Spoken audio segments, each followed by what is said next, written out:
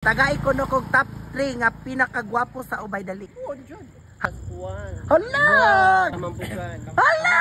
Hi guys, good evening. So, diyan na po ang akong mga friend nga mga mao jud ni akong mga real friend nga mga long lost friend. Oh. Opinion lang ni nila guys ha. Why sok anay. So, mangutan ako ani ni Tita Nicole. Uy, kagwapang Tita Nicole. Tita, mangutan ako Tita dali Tita Bito Baga. Sa ubay di ba daghan magwapo no. Tagay ko no kog top 3 nga pinakagwapo sa ubay dali. So, top 1 be asa mag pinakagwapo. Bod jud. Ha? Ngano ang bod unsa mang naas bod nga dagagwapo nga nakaingon jud. Hala. Igana day ka friend. Oy. Di lang oy. Mga gwapo lang ay lagot pa diskuting mga yes o nya mga hang nya matinagdanon. No. Abi po barangay.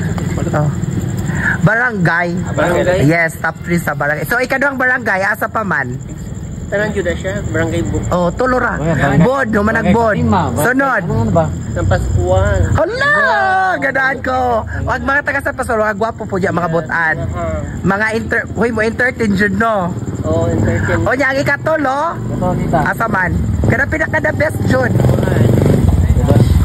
Opinion ra ni Tita ha, way sukanay. Oh. Dili sa kuan. Sa Mambukan. Hala! Top 3. Mo na top 3. Ang una is Bod. Sunod, San Pascual. Ang kinalasan, Kamambugan. Mo na ikuan ni top 3 ni friend. Nicole. So thank you Nicole. Thank you so much.